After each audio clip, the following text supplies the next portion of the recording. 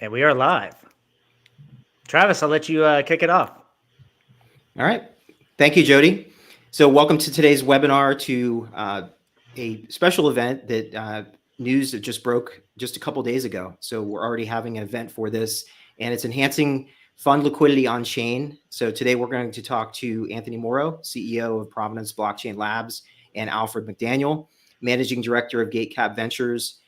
Many of you have seen the summary to this today, but there's several things that have been happening in the capital markets over the years. And today, I'll be your moderator to ask questions to the two individuals that have been putting this together over the past 12 months and looking into the deep dive of really the future of fund management, and particularly how we overcome some of the most pressing challenges that face asset managers and institutional investors today. And namely the issue of liquidity in traditional illiquid funds. And we're going to break that down today, specifically how this works. So first off, I want to just say Jody Flournoy, he's a co-founder of BlockFuel. He's been nice enough to stream this for us. And thank you for that, Jody. Yeah, thanks, Travis. Anthony Moro, welcome to the show. Alfred, welcome. Thank you. Thanks for having us, Travis. Yeah, it's exciting. You guys have been busy. So Anthony, I mean, why don't you maybe kick us off? Just many of the people that are active in this space have heard you talk about what Provenance is doing and some of the impact to the purpose-built blockchain at Provenance with RWA assets, et cetera. But tell us a little bit about your background and how we got to this point. Sure. So thanks for that. So yeah, Anthony Moro, CEO of Provenance Blockchain Labs, now for the last year, CEO of Provenance Blockchain Foundation. I'll talk about how that evolution is moving on and what we're doing at Labs as we move forward. But my background is like a lot of other people in the industry. I spent 22 years in TradFi, all of that at BNY Mellon, managing various security servicing businesses, particularly depository receipts, which is probably the most intermediated financial services product out there.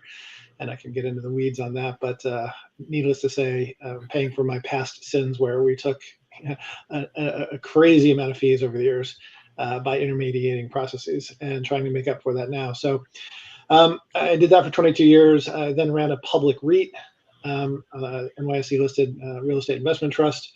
And then I was introduced by a mutual friend of Mike Cagney, who founded Figure along with Juno. And really my mind was blown because I think I'm an expert in all things TradFi securities servicing, but what Mike and the team have built at Provenance, and this is going back 2.5, 3 years now, what they had built and the potential that it has since realized and continues to realize, it came together for me, and that still to this day, there's nothing like the business that Figure has built. They've completely revolutionized the home equity line of credit business. They're going after the mortgage business, and that's the traditional Figure. The other side of Figure is now Figure Markets, which is recently spun out of the lending business, and we can talk about that as well. And that's going to enable what we're doing here with funds, and that's going to be a platform, or the platform that the funds list on. But essentially, Figure, Mike and June are light years ahead of many others in the industry in terms of their vision. It's as I said, HELOCs are the only asset that is scaled. If you think about any other asset class, whether it's tokenized treasuries or funds, you have a small fraction of 1% that's on chain today. I think the stat I saw is we're going to see 15% of all HELOCs are originated on chain in 2024, and it's Figure, Movement Mortgage, Guaranteed Rate, Home Point. Many of the top 20 mortgage originators are using public blockchain technology, Provenance public blockchain technology, to come to market. And it's extraordinarily exciting because the process that it does, it really doesn't have a lot to do with crypto. Of course, it has a blockchain, and blockchain is crypto. Of course, you need the crypto asset in order to secure the blockchain. But the benefit of it is it takes 100+ basis points out of the notional value of the loan by making it significantly more efficient. We can talk about that as well. But all this is built on Provenance. And for those of you who don't know Provenance, and most people don't know Provenance because it's not listed yet, Hash is the token, the utility token, and Provenance is just a public open source blockchain network built specifically for financial services. It's built in the Cosmos SDK, but it's very specifically altered for regulated financial services and used by hundreds of firms today, like JP Morgan and Franklin Templeton and Apollo, straight down to early stage fintechs. And as I said, we're the largest public layer one in the world as measured by real world assets, something like $13 billion in TVL and $40 billion in transactions. And I'll take a breath. Yeah, that's incredible. And as you mentioned, the figure playbook, there's a reason why that's called the figure playbook, because, everybody's following it, and it is definitely the path to follow for digitally native, bringing assets on chain, particularly regulated assets. So I completely agree. And obviously you can't ignore the 600 million that's coming on chain every month from the HELOC business that they created. And, so we're seeing many business models come from this, and we'll talk a lot about how this model here today even fits into that playbook. So with that, Alfred McDaniel, let's talk a little bit about your background and how this fits in with NAVLend and GateCap. You're the managing director, and I know that we were talking before this. You've been active in this kind of building this out for about 12 months. Tell us a little bit about your background and then how this came together with GateCap and NAVLend. Sure. Well, thanks for having me today. I joined GateCap in 2019. The firm was started by Frank Fernandez, and Frank and I had known each other in a past life. I started my professional career as a CPA at Arthur Andersen before heading on to law school and having a 7-year private practice, only to get recruited to a venture capital fund here in Austin in the life sciences space, and spent several years there as ultimately a CFO and general counsel before admittedly getting bored and wanting to be in an operating company. So they were gracious enough to help me recruit my replacement and let me get out into the operating world, only to get recruited back by one of their portfolio companies. And, we were fortunate to exit that in 2018. And so in 2019, when I was looking for something to do, Frank came along and started talking to me about, his theory that blockchain, and the technology underlying crypto I should be really looking at it, not as, just as crypto itself, but as an amuse-bouche to sort of all the world's private assets coming on chain. And I spent a couple of weeks digging into the research and thought he's right. And so we started working together, and our first investment together was actually in the initial capitalization of the Provenance Blockchain. So we were fortunate enough to participate in that when they brought in private capital to stand up the first instance of Provenance, and we've been kind of working together ever since. Our firm's thesis is essentially every asset that can be will be digitized. And I think the other thing that enabled Provenance and ultimately Figure to be sort of our first equity investment was tied to this notion that not only are assets going to be digitized, but regulation was inevitable. And so with the team at Figure and Mike and June, we knew immediately that we had somebody sort of a kindred spirit in the sense that, we didn't know what regulations were going to look like.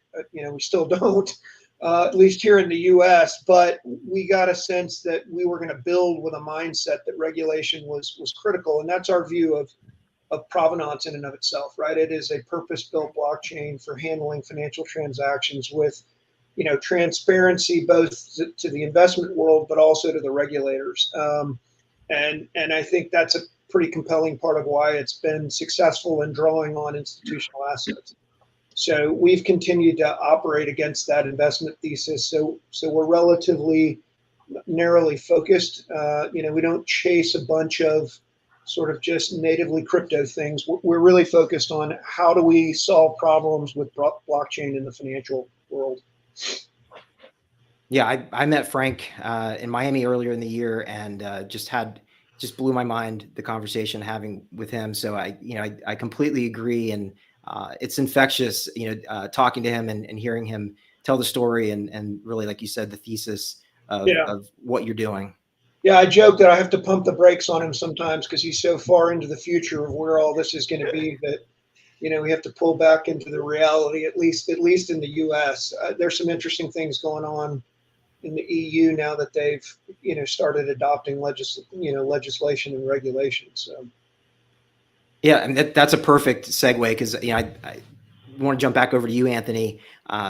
Like you said, just kind of looking at the basics in the background here, like kind of where we are, where we were, where we're going. You know, Anthony, I've heard you talk about this very elegantly multiple times about the evolution of financial markets. Can you just walk us through in the audience of, you know, how this works and how blockchain fits in? You know, you talked a lot about the paper ledgers and how we've kind of moved on from there. So when I started on Wall Street in, I hate to say it now, the early 90s, let me even take a step back before that. So what does blockchain do? It registers or creates an asset. So when it registers, ledgers, and exchanges an asset. Register is just a fancy word for creating an asset with the appropriate attributes. Ledger is another word for cap table, who owns it. And then exchange obviously is, you know, who do you trade it to and how does it settle? So that's what a blockchain does. It does registry, ledger, and exchange, right? So if you think about it in that construct, you know, everything begins on Wall Street with a cap table, the record of ownership, right? And of what type of asset. So when I started, ledgers were kept on paper. Like you would have filing cabinets, and you know, there are still, again, $700 trillion of assets. Most of them are held, believe it or not, still on paper, right?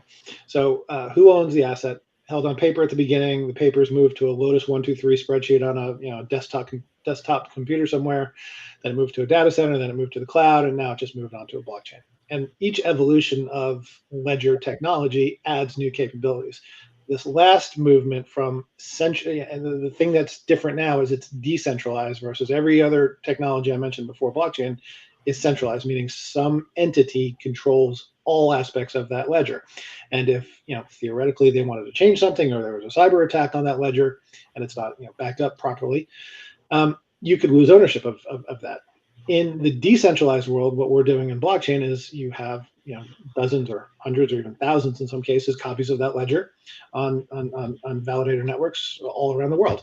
So it's immutable, and each block that is preceded by the block before it, you know, can't be changed. So we have a better construct for both registering assets and ledgering assets. And then if you have those two things and you have asset ownership perfected, you can do a really good job of trading those assets. So we like to say, and this is a Mike Cagney line, when you displace trust with truth and you can facilitate instantaneous settlement between two parties who really are agnostic to each other, lots of good things can happen from a securities servicing standpoint. You can theoretically get 24/7 operations, data availability, cost savings, and enhanced compliance, auditability, and transparency. And when you can do that, you can democratize assets to investments and offer liquidity, fractionalization, distribution, lending, all with, you know, massively improved capital efficiency. And there's lots of places this is going. So Figure Markets is building the exchange for everything. It's a decentralized exchange, right? So if I want to trade to Alfred, I have 100 shares of Amazon stock, and Alfred has, you know, the money to buy that. We don't need 7 intermediaries between the two of us. If we had the appropriately constructed decentralized marketplace, Alfred and I should be able to face off against one another. Of course, we can't do that today, and public equities will not be the first asset class, you know, to fall. The first asset classes to be tokenized will be the messier, non-securities type asset classes. So, you know, HELOCs and mortgages are great because one loan, one HELOC, one mortgage is not a security. Only when you bundle them all together does it become a security, and you have to worry about securities rules. When you worry about securities rules, things get a little bit messy from a blockchain perspective because there's going to be a transition from the TradFi world to the, you know, decentralized world, and we're managing that. But my overall mantra has always been, it only makes sense today to engage in a blockchain project if you can do things cheaper, faster, and very much, most importantly, safer than the TradFi version. Everyone, it seems, in Web3 is focused on cheaper and faster, which is easy. Very few entities or firms are focused on safer. And having sat in risk committees for many more years than I would care to mention, you know, I can tell you that the decisions at the big banks and asset managers are not made in the C-suite. They're not made in the business development or the investment banking rules. They're made by the risk committees. And you get one dissenting voice who has, you know, reputational risk issues, and you can't overcome it because you can never overcome reputational risk issues. And it's their jobs to say no and, you know, attach a massive amount of vested interests among those 7 parties who are between me and Alfred on that Amazon trade, who don't want instantaneous bilateral settlement between me and Alfred because they lose their jobs. Blockchain is going to disintermediate, disrupt, destroy several trillions of dollars of market capitalizations of firms that exist in TradFi today, including the prime brokers, including the introducing broker dealers, including the exchanges, all who really don't need to exist in a world that we will work towards. And we're not anywhere near there yet. I always say we're not even sure I was at the SALT conference with Frank yesterday. And I was asking a question, like, who, it was about competition. He's like, who do you see as your competition? And he mentioned, Ethereum and some of the other layer one smart contract platforms. And it's like, in this room of 300 people who have probably, 100 different businesses, I don't think any one firm competes with any other firm, because we're not even with the first batter yet. We're still in the top half of the first inning, and we've got a $700 trillion total addressable market to go after. So no one competes with anybody yet. We're still trying to find the right way forward. That being said, and sorry to hog the mic here, my overall view of where this whole thing goes is following, getting guidance from the TradFi network. So if you think about a custody network, there's 3 or 4 major providers. Credit card networks, of course, 2 or 3 major providers. What I did in depository banks, 3 major providers. I think we'll see the same thing in our thing in DeFi. I think we'll see, a very, very small number of interoperable public layer ones that are purpose built for financial services dominating our thing. I think we'll also see, blockchains that are purpose built for gaming and metaverse and meme coins and all the other uses of blockchain. But no one blockchain can be all things to all people. Any technology can be all things to all people. So I think that's the way we'll see it. And as technology improves, we'll see, TPS, transactions per second, come, to rival the credit card networks. We'll see 300, 400, 500,000 TPS on blockchain, because the technology is moving so incredibly fast, and the consensus protocols are just one of the most exciting places in what we're doing. So again, I'm talking too much. I'll stop there and hand it back. Well, Anthony, I was listening again to your speech yesterday in Wyoming at the SALT conference, and I thought a really good thing you did was just make a good comparison to Jenga blocks. And for the traditional finance audience and the ones that aren't as familiar with blockchains, you're starting out with Bitcoin as the king, as the OG blockchain, and it's a distributed ledger. But there's only so much you can do with it. It's like gold. There are uses for gold, but it's a shiny object. And then as you move towards Ethereum, introduces this concept of smart contracts, where it's like an escrow, where, hey, let's put $1,000 in there, and if you win the bet, you get $1,000. If I win the bet, I get $1,000. And so it's this contract in the cloud that solves arbitration or mediation between two or multiple parties. So then what you explained at the SALT conference was that instead of having this for complex assets and complex transactions, which you might have with a HELOC, instead of just layering different smart contracts, each one of those is potentially an attack vector. These big multi-million-dollar hacks in crypto typically happen, with smart contracts. And so you're explaining that Provenance is trying to totally move away from the stack of Jenga blocks and build something at the very base code level of the blockchain, is where, maybe all the, the actual sausage is made, and all the little intricacies of asset management. Is that the right way to think of it? Is there anything else I'm missing out for the commoners out there? It's a great way to think about it. A security token is very, very much different than a bearer digital asset, like a token for a blockchain token. And the blockchain tokens, non-security blockchain tokens, are very, very simple. Coins are very, very simple to create. Your key is your coin. There's no intermediaries. There's no clawback. There's no whitelist. There's no KYC. There's no interoperability. There's no privacy. It's just it's that perfect model of, I own something, I can trade it to Alfred for USDC, and now he owns it. Securities don't work like that. Like, securities are not a bearer asset, and if you lose your key, you have to have the ability to go back to the cap table and have to be able to reissue your security. Right? There's a lot of investor protections purposefully built into securities to ensure that you don't lose your securities, or so we know who you are. So all the security attributes that we know of. So very early, and this is what attracts me to Provenance, and why I think Provenance wins, is most blockchains, and this is not throwing shade, this is fact, are purpose built to be generic, right? Meaning you have a token, and then you can put a bunch of smart contracts on top of that token to create a meme coin or a metaverse or a gaming application or a regulated financial services application. And all those things don't have much in common with one another. In the blockchain land, you need smart contract functions to turn a generic blockchain asset into a securities blockchain asset. And in Ethereum land, there's ERC 3643 and 720 and all these other protocols. And all those protocols are just collections of smart contracts. When you are a banker, financial services firm, you generally want to control as much as you possibly can, of course, because your assets, you have 15C3 rules where you have to have good control locations of your clients' funds and your assets. You have liabilities that you don't have in other businesses.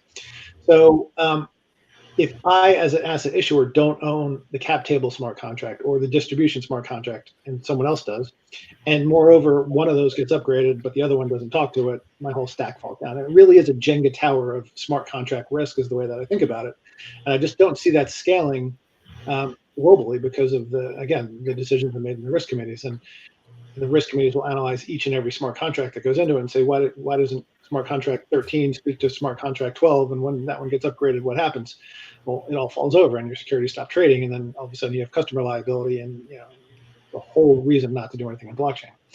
So when they built Provenance, instead of a token, you create something called a marker. And the marker, you're able to turn on or off all of your ERC 3643 type attributes. Meaning it's all built in the protocol. When it's upgraded holistically, and you can actually spin up a security in Provenance without any smart contracts, and that's what makes us very, very much different. And the one that's enabling our platform with NAVLend is something called the hold module, and I think it's really groundbreaking. And if you'll give me 30 seconds to explain it. The idea came to the team, and Ira Miller is the author of it. When he saw a temporary hold placed on his credit card, right? You check into a hotel or you go get a tank of gas, and the first thing you see is a $100 hold placed on your credit card. He was like, "Wow, we can do the same thing in the blockchain." So why does that matter? So again, going back to my trade of Amazon with Alfred, if we did that trade, it could be Amazon or an NFT or anything else. Generally, I would put my bid in a smart contract. Alfred would put his ask in a smart contract. Neither of us own those smart contracts. If one of us gets dividends or distributions into those smart contracts, technically, we don't own them. Somebody else does, which is a problem if you have a yielding stablecoin or an asset that pays dividends. And then when we execute in yet another smart contracts, and then it comes back down the other way, back to his wallet and my wallet. Very inefficient, very risky, because what if the owner of the smart contract goes out of business or his code falls over or the smart contract breaks? It's too much risk. So in Provenance, Alfred has a bid, I have an ask. Each of our assets get essentially frozen in our wallet, meaning also while it's frozen, if a dividend comes in or a distribution comes in, we get that directly. And then when our conditions to execute are met, we have an atomic swap. So it never leaves our wallet. Again, cheaper, faster, safer. Great reason to, why the Provenance protocol built for financial services is going to win the day. And this also enables, and Alfred could talk about it more eloquently, a big element of NAV lending where you have a publicly traded partnership, safe harbor from the IRS, and you don't have to have change of ownership because there is no change of ownership if you can just put a lien or an escrow onto the whole module. So really cool stuff like that. I hope I didn't go down the rabbit hole too much, but I'm very excited about it. Yeah, look, I will echo that, Anthony. It is that underlying module that really opens up the ability to do the NAV loan. And, candidly, we've been, I told Travis we were working on this for about 12 months. I think the first conversation Frank and I had about the concept was about the time I joined GateCap. We've been thinking about how does this get enabled. And we started having conversations with the Figure team 18 months ago about this, and it wasn't really technically feasible in a way that would be acceptable to institutional grade investors until this hold module came along. And it plays into some critical sort of legal / regulatory aspects of trying to do this, and especially some tax issues that I think if you are not able to have that hold module, you're just creating that much more risk for your potential customers. So it really was an enabling feature of Provenance. Yeah, I agree. And I think even just taking a step back, I think talking about even just the concept of bringing funds, the word tokenization, like we've kind of been generally dancing around this idea of bringing things on chain. A lot of this has been kind of labeled as tokenization. Like that's the buzzword. If you're going to follow the headlines with BlackRock or some of the others that are tokenizing things, that's the big word is tokenization. In the past, or even starting in 2019, we saw many things tokenized, including funds. Many times it came with the tokenize this and liquidity will come, and that was the laugh, right? But so I think where we want to drive this is like, for the fund managers, asset managers listening, maybe blockchain isn't, something right up on the radar yet. They've seen tokenization in the headlines. They realize the future of finance is moving into a digital asset format. What does this mean? What's different now than maybe what they heard or what they read about in their journal about tokenizing funds in the past, and what this means for, like you said, the hold? You already touched on that, which I think is a major attribute, but just even unlocking liquidity and how this even becomes a digitally native aspect. And we can get into more of how that unlocks, as we chat more.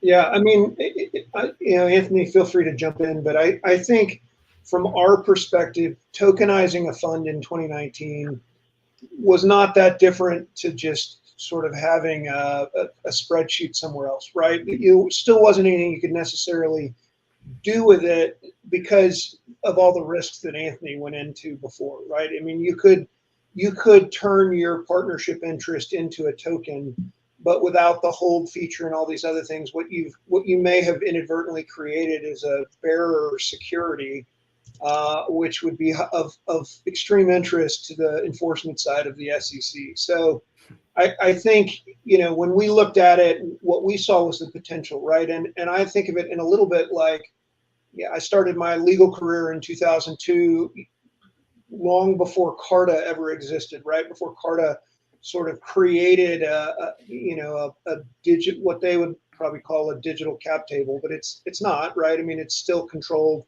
centralized feature. It's got bugs. You got to trust that Carta's going to do it right. But at the end of the day, it was just swapping a spreadsheet, a cloud-based spreadsheet, for a piece of paper that sat in, my drawer as an associate at a law firm. You're still dealing with an intangible, interest. It wasn't, security you could really do anything with. And the whole notion of a partnership interest in a venture capital fund or a private equity fund, maybe to a slightly lesser extent, wasn't really useful other than the future promise of hopefully having made a great investment choice and picking the right asset manager. And where we are today is that all holds true, but now we've got the possibility of turning that limited partnership into a functional asset between the time that you put the capital in and you hopefully get a distribution out. And I think that's for us, that's the major benefit of tokenizing a fund, because now I can create a manifestation, if you will, or a, something that is not tangible, but identifiable. I can assign rights to it. I can see it move. It's transparent. And now that I can do that, I can start creating financial transactions around that I really couldn't before, right? If I'm an institutional fund here in Austin, maybe I'm Utemco, right? I manage billions of dollars. I can get a collateral loan pretty easily if I need it. I'll call up, Chase or whoever, and they'll create a bespoke loan product like that because, they want that business. If I'm a high net worth individual or a small family office, I might not have the contacts or the scale to be able to get that. And again, now we've got a tool that allows them to get access to liquidity for an asset that heretofore was illiquid, highly valuable, especially if you pick the right manager with the right investments, but you couldn't do anything with it. It's a non-productive, valuable asset. Sorry. I was going to say, Alfred, real quick on your card example. I think it's a really good one because of, all of the events that happened, I think, earlier this year or, late last year where, there was some conflict of interest where Carta was, selling one product to, say, a gray market for selling shares to some of their, Right. cap table management clients. And they were like, wait, why does this sales team have access to the data from this product on this side of the house? And being able to that shows people to say, hey, you trust, just like Anthony says, you can trust it for so long until someone breaks that barrier and breaks that trust. And so going forward, people will be like, oh, maybe I do want, a segmented cap table that no one has access to beyond who's been granted access. And Anthony, Right. sorry about that. Go ahead. Yeah, no, I was going to add, we fourth quarter of last year, we did a project called Project Guardian with JP Morgan, Apollo, Wisdom Tree, Avalanche was in there as well, and a couple of bridges.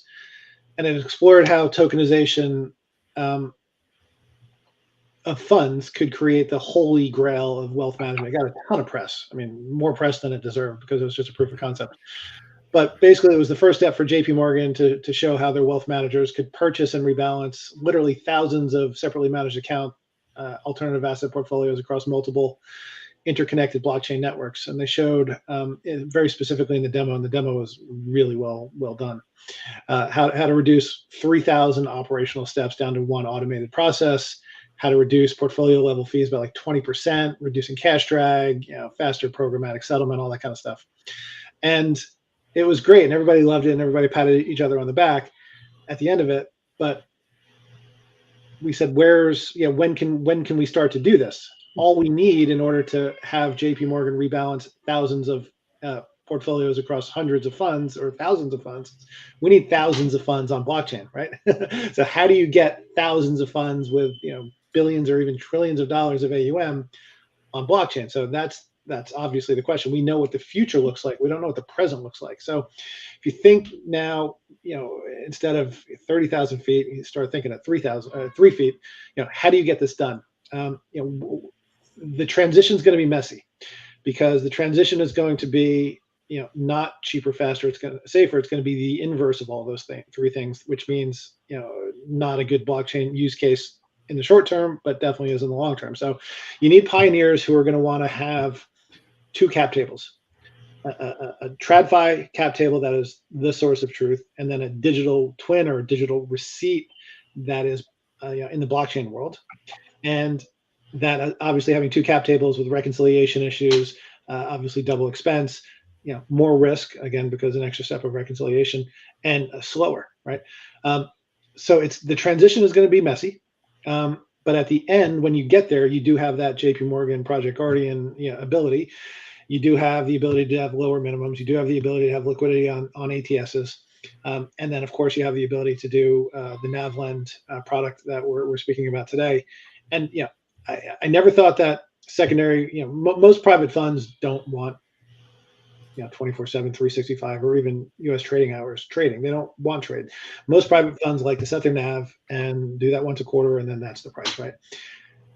It's not ideal. It's not the real world. It's the way the world exists. I think at some point in the future, there won't be those private funds. Everything will be on blockchain, and everything will be 24/7, 365. But there are some downsides if it's a long-term alternative asset for that. So, again, the thing that I think will get funds off the sideline is a hybrid where you still don't trade them. You don't have an active trading price. They can still set their NAV, but they can allow their LPs to have some form of liquidity through a NAV loan. And the NAV loan really works much, much more efficiently. It is cheaper, faster, and safer if we use the hold module. We use NAVLend's capabilities. We use Figure Market's capabilities. We have a construct to say, even though holistically fund tokenization isn't cheaper, faster, safer, the new capability that you add to that makes it worthwhile to start that transition. And that's been our thesis with NAVLend all along is, we think this is the reason to tokenize a fund, because many LPs out there would love the ability to take a 20 or 30% NAV loan on their 7-year locked fund and use that to reinvest in the next iteration of the fund, or cross collateralization on Figure Markets to go buy Bitcoin with it. Have it be more productive. Right? It's not good to have that kind of capital lock. No one has 100%. No one owns their house. Not no one, but very few people own their house outright. You want a little bit of leverage, right? You want a 30% mortgage on your house, a 50% mortgage on your house, because you can be more efficient with your capital elsewhere. Same thing with your funds. Well said. Yeah, and as you know, NAVLend was born out of this, and I'd love to hear more, Alfred, just kind of what this means for asset managers and fund managers. I know personally your product manager, Jody, who comes from Securitize and Figure, arguably one of the best, if not the best, has been at all the top companies and the tokenization front of capital markets since the beginning. So clearly you have the who's who of a team that's building behind this. But why NAVLend? Tell us how this would work. Yeah, I think when you look at it, and especially we were talking earlier, coming out of the life sciences, right, where I joked that one of the exits that I had was an overnight success story, 9 years in the making, right? So you've got those funds are also in that same period. You look at venture capital as a class, it's come down a little bit, right? But the average hold period for a venture asset from first investment to exit is about 5.5 to 6 years. Your fund life is 13 or 14. You're sitting here as an LP trying to figure out, okay, what else can I do with this thing while I'm waiting, right? And meanwhile, the really successful companies are sitting on the sidelines from the public market, so you don't get liquidity there. You could do a secondary transaction of your fund interest, right? But nobody wants to do that because you're going to take a big haircut. And so, our view is, especially looking at venture capital private funds, those are the first ones that have a reason to tokenize, where they can create a liquidity opportunity for their LPs and maybe let some of that pressure to sell an asset in an inopportune time at the fund level by creating liquidity for LPs. And that's why we think NAVLend works, and why it'll probably work early on for venture funds more than others. Venture funds, if they're operating, depending on their regulatory regime they're operating under, also can't take leverage at the fund level like a private equity firm could, or anybody that's operating as a fully, if the management company is operating as a fully registered investment advisor, then they've got more flexibility. But if you're operating under the venture exemption, then you've got to manage venture funds, and those venture funds are precluded from leveraging at the fund level. So again, your LPs are restricted for smaller fund managers or even really large fund managers who stay under that regulatory regime. So again, we think that venture is primed to want to look at this and start bringing their assets, i.e. funds, on chain for no other reason than to take pressure off their LPs and the GPs themselves. And I think the other nice thing, and I think Anthony would echo this because we've had lots of conversations, you've got to give the asset managers control of this process, because if they're never going to just let anybody onto their cap table, right? And so that's the other beauty of the way we've built the NAVLend process. It's GP driven, right? And it has to be for a number of legal and other reasons, but it's also just a business reason. No GP wants a random, investor on there all of a sudden to wake up one day. And so we're going to give the GPs control over who can be a lender to their LPs. And you would say probably the current environment in the VC market, you would say this also probably is kind of ripe for some interest right now, right? Would you say, like, where people want to unlock and look at some other opportunities, and they maybe aren't, like you said, in a position where selling out or closing out, even if that's a possibility, is maybe not advantageous to them right now, or yeah, it's certainly less desirable right now than others, especially when you've got some of these other funds that are, where they've got LPs sitting on really valuable assets. Maybe the public markets aren't there quite yet, right? And so they need some short-term liquidity. And I'll just add a lot. There's as always, there's a lot of VC funds and hedge funds, other private funds actively raising right now. So if I'm an investor, hypothetically, and I've got $1 million to invest, one fund offers the NAV loan option, the other fund doesn't. I think maybe that puts Fund A, higher on my list of potential things to invest in. Right? It can be used to attract investment at the end of the day, and that's the sale angle to the GP. Is at first you have capabilities that your competitors don't, and then hopefully it becomes ubiquitous, and then it's just table stakes, and you have to have it. Yeah, that makes a ton of sense right now, because we've been talking to a lot of people on like marketing budgets and asset managers allocating, and with November coming up with election, a lot of people don't want to be locked into a lot of assets, just like you don't want to hold risky options, over the weekend, and you don't want to be tied to one idea that could change, and the factors of the market can change very quickly. So I think just giving people, the ability to be nimble and have access to their capital is very important right now. Yeah. Yeah, agreed. Yeah, Alfred, I was curious. I mean, because I know sometimes, we said the word blockchain probably more than we should to some of the fund manager audiences. They hear about these things, they hear where the financial markets are going, but what are some of the pitfalls that some of the fund managers might miss or tend to miss when they're considering these new blockchain strategies we're talking about today? What are some of the things that they typically will miss or gloss over?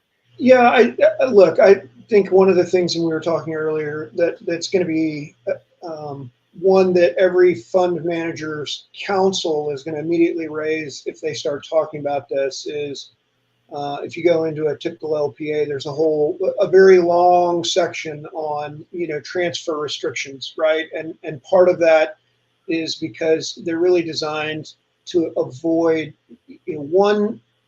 one set of risks over on the regulatory side, right? Which is if you raised your fund under the 99 investor rule, right, then you want to make sure somebody's not transferring and all of a sudden blows your exemption from being an investment company and suddenly waking up and having a whole host of problems. Similarly, on the tax side, there's something called the publicly traded partnership, which I won't get into the history of it, right? But if you fall across the foot fault across that line, your fund is now subject to being treated as a corporation rather than a partnership, and being subject to 2-level taxation. And then you've got to be in the business, and Anthony can speak to this, being at a REIT. Now you've got to figure out which of your income is qualified income so that it's not subject to this corporate level tax, and what is subject to corporate level tax. And the REITs have to go through this every quarter to do this. The limited the master limited partnerships in oil and gas have the same problem. So you've got to be cognizant of those rules, and there are ways to get around them. And candidly, that's one of the things we spent a lot of time at NAVLend doing, which is working with multiple firms, outside counsel, starting to develop, the process and the pathway to avoid publicly traded partnership, and demonstrably do that, both to the GP who's going to want to do it, but more importantly, their tax advisors and their lawyers, so that they can look at the process and go back and say, oh, you're right, this granting of collateral is not a transfer, especially because the asset never leaves the wallet because of Provenance hold module. And again, it just goes back to picking the right chain. And I think that's the other risk that I think about is, you've got a lot of chains out there trying to get institutional assets on them.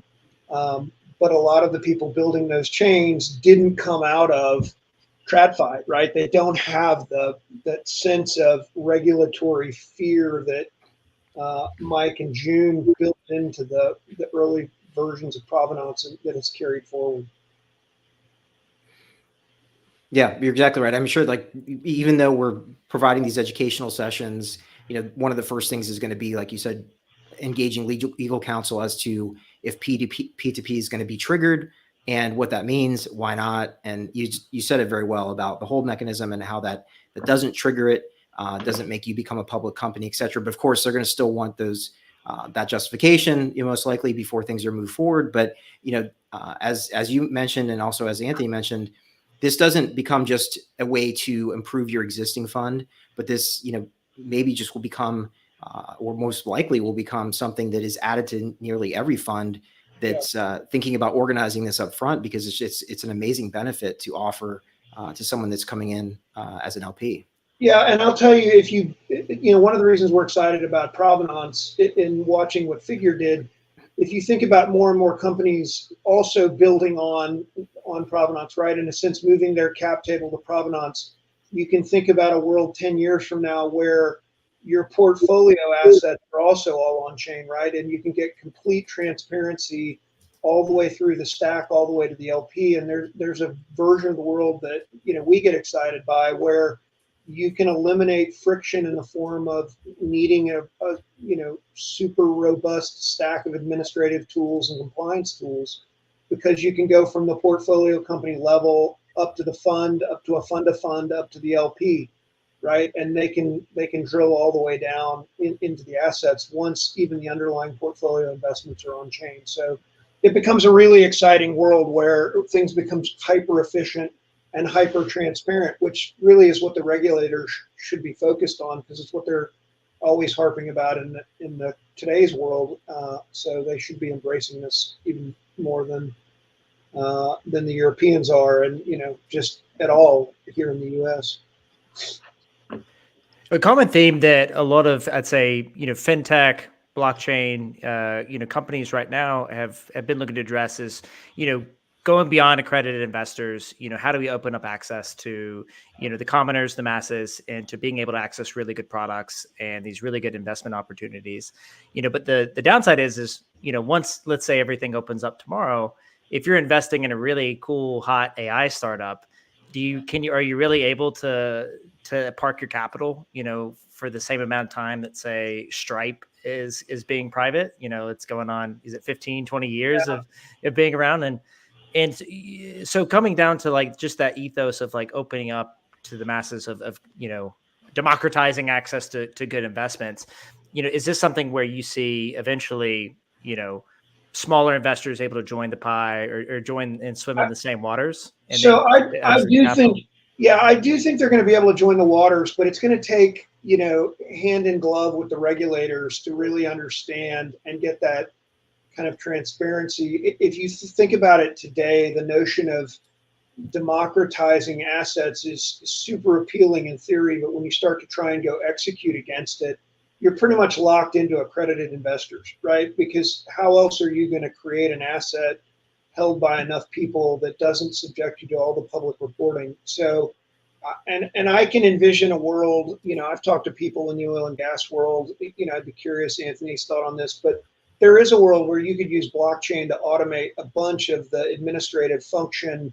that creates friction, right? So to use the figure playbook, so to speak, you could start taking back-end costs out of some of these assets and expand beyond oil and gas or real estate that's appealing today because it generates current income. You could start getting into more speculative assets like venture and other things if we can create enough transparency and efficiency to allow it to be spit out to a broader group. But I think that's also going to take a sea change in personality, right? I mean, of the market, because today, if I've got a really hot AI investment, I'm going to hold on to as much of it as I can. I'm going to, gobble up as much of the next 3 rounds as I can, unless they've got such a skyrocketing valuation that it doesn't make sense. But if you think about that, there's a hoarding mentality we're going to have to overcome even in the, the asset manager space. And I think the only way they get through that is to be able to get more assets under management to go out and invest more. So there's a yin and yang there that's going to have to get balanced. Yeah, I think one thing I was going to add, just going back to just kind of wrapping up kind of where we started and kind of bookending it as well, is there's, for anyone it's been kind of curious, even RWA curious or tokenization curious from a fund manager, asset manager standpoint, they probably have seen there are a lot of options to tokenize things.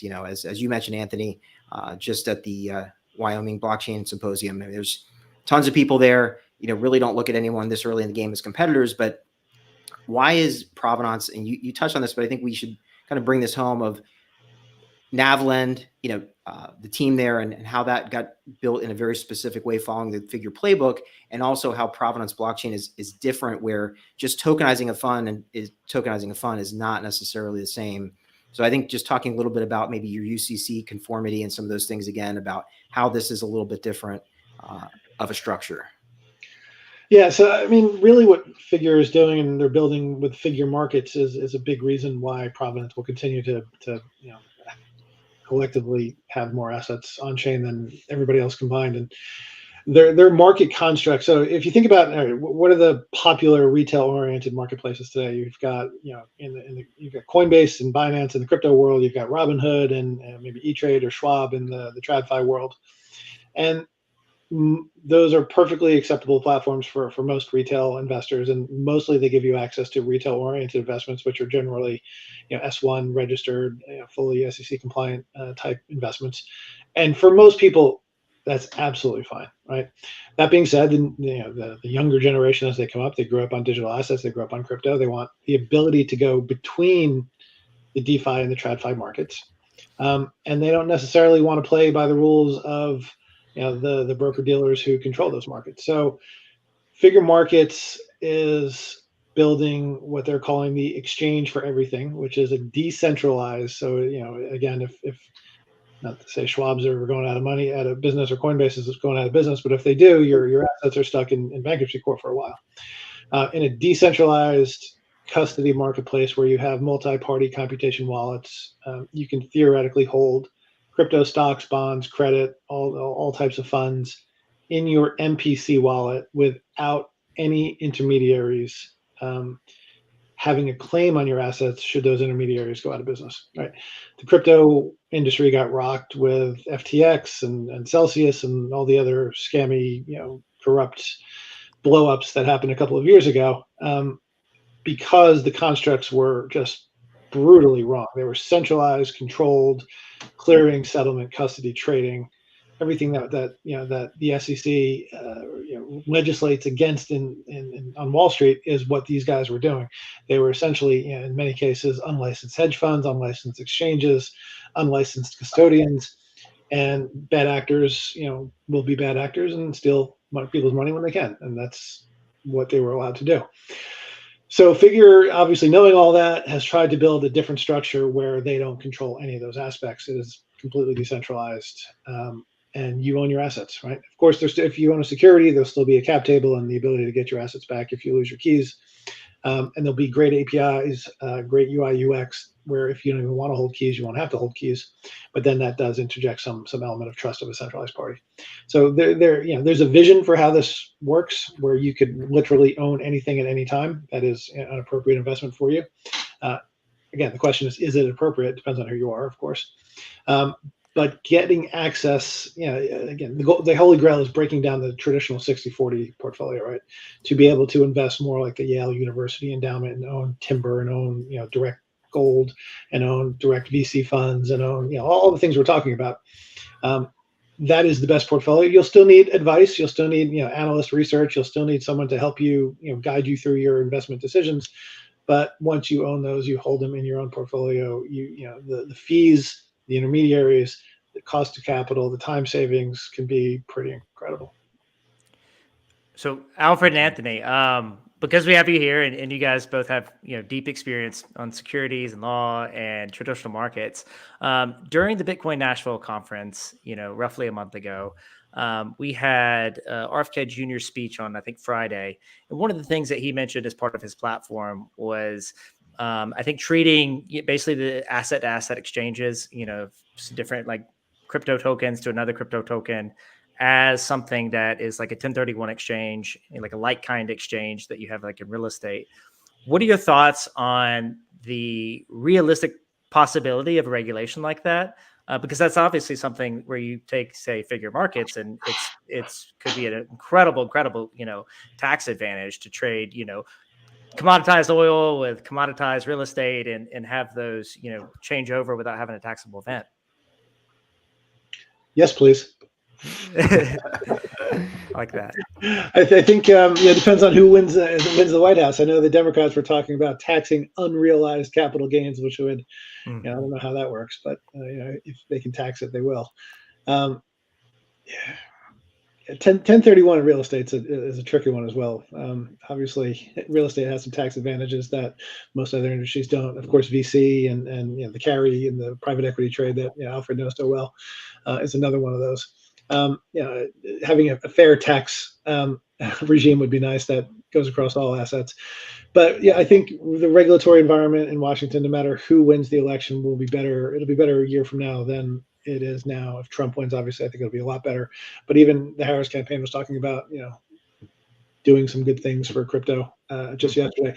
It comes down to money. There's lots of money on the pro-crypto side, and there's no money on the anti-crypto side. So, of course, if you're a politician, all you care about is, campaign donations. Mm-hmm. So you're going to go on the side of money, right? Unless you're, Elizabeth Warren or Bernie Sanders.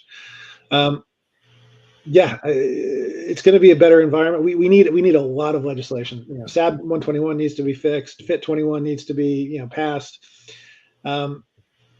We need a construct. Like we need stablecoin legislation, because stablecoins, in my opinion, are if I could pick one area that's holding back institutional finance, I think it's stablecoin.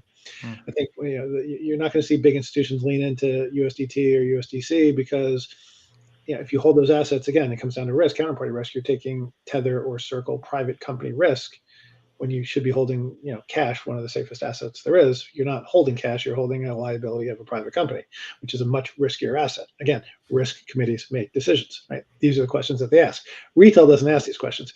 USDT is $1, I'm going to buy $1, I have $1. Sorry, no, you don't. You have a liability to a private company. And that needs to be fixed. And Figure has a product called YLDS. There's a yielding. It's called Figure Certificate Corp. It's on Edgar database. If it gets approved by the SEC, it'll be the first ever SEC registered yielding stablecoin that can trade peer to peer that has ever existed. Has all the best attributes of stablecoins plus all the best attributes of Benji and the tokenized money markets. Marry those two, have a baby, and this is the thing that pops out the other side, and it's really, really cool. Yeah, agreed. To answer your question, Jody, though, it would be awesome, but I really don't see it happening. Yeah, we can hope. Yeah, I mean, there's a lot of smaller steps I'd be excited for them to take. To Anthony's point, just the stable coin, getting something functioning out there opens up so much of it. And, for me, the other thing is, looking what we can do at the state level, right? I heard a really great presentation about 12 months ago from somebody at the AG's office here in Texas talking about, like, look, if Washington, D.C. is broken, let's start focusing on coordinated state efforts where we can pass legislation. And if you think about it, circling back to this whole lending world, the UCC, there are a number of states that have already adopted a digital sort of lending, UCC 12, that if that were adopted, really lines up nicely with what Provenance has built in its infrastructure for collateralizing digital assets, and we could get a lot done even without the federal government at that point. Well said. Yeah, I think we've really covered a significant amount, and as we discussed today, really hit the trifecta of what Provenance is providing: the technology, the solution through NAVLend, and also even the unlock potential for certain funds to be able to trade on figure markets. So it really is opening up a new dawn of an era for fund managers potentially. Of course, need to do your research and walk through here, but and walk the line and connect with these gentlemen. So with that said, I mean, what would be the next steps for any fund managers that are interested in tokenizing or listing their funds and take advantage of the solution? I'd say you can certainly call us at Provenance Blockchain Labs, myself, Dan Garcia, Frank Fernandez, Alfred McDaniel at NAVLend. There's a press release that came out 2 days ago. I think all of our contact details are on there. And bigger markets, of course, you can contact, and we have a wonderful partnership, and we'll get these things done. Yeah, we've got a wait list building at the website for NAVLend as well. If people want to keep track of what's going on, they can sign up there, and we'll keep them updated. Perfect. And we'll be sharing out all the links with this. We'll obviously take certain clips from this interview today too, and share this, and we'll make sure all the links to all your websites and your contacts are there. It's been an absolute pleasure. I don't know if there's any closing thoughts either one of you have to wrap up, but it's been an excellent show today. Yeah, no, thanks for the really thoughtful questions. Great discussion, guys. I really appreciated it. Yeah, likewise. Really appreciate the opportunity to talk about these things. We're excited. Yeah, Alfred, Anthony, we really appreciate you coming on. I'll be remiss to say Travis is doing a ton of work right now with RWA Day in October, so the day before the big permissionless conference. So I think we'll see some people from some Provenance and GateCap there as well. But it's going to be an exclusive event for tokenizers, fund allocators, asset managers to have roundtables discussions. Don't want to steal your thunder, Travis, but wanted to make sure we covered it. And down below, we have a little banner on how to sign up. So www.rwa.day. Yeah, it's definitely not my thunder, because I will say Colin Sellers the architecture team from Provenance Blockchain Labs will actually be there leading a roundtable talk, and potentially even someone from NAVLend. We're lining that up now, but to specifically talk with any of you that are watching today or watch this after the recording, to specifically meet one-on-one and talk through this opportunity for your fund specifically, and even just how it works. Yep. Excited. Awesome. Thanks, folks. Thank you all. Bye. Bye.